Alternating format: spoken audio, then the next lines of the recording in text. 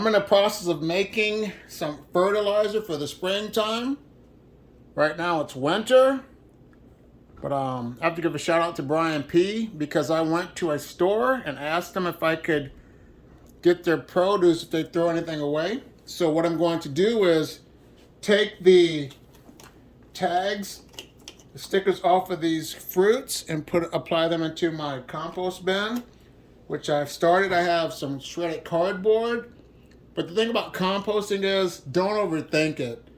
You know, I'm going to start it off, and I know that if you just add more browns, your carbons to your nitrogens, you're just going to be fine.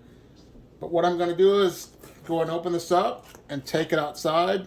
And I made an agreement that I will not eat these food scraps.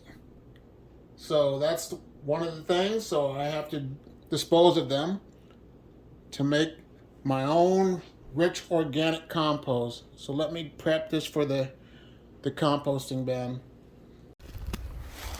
When it comes to composting, a rule of thumb is don't overthink it. All you need is some carbon and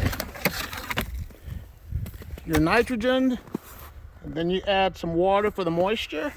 But in the winter, with it being so cold, these food scraps will freeze and thaw out. So I'm gonna apply this in here. Still got some stuff I gotta take care of. Let me fix that.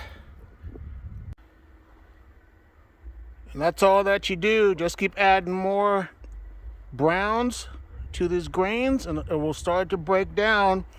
I'll let Mother Nature take its toll, and then I should have some compost ready for spring.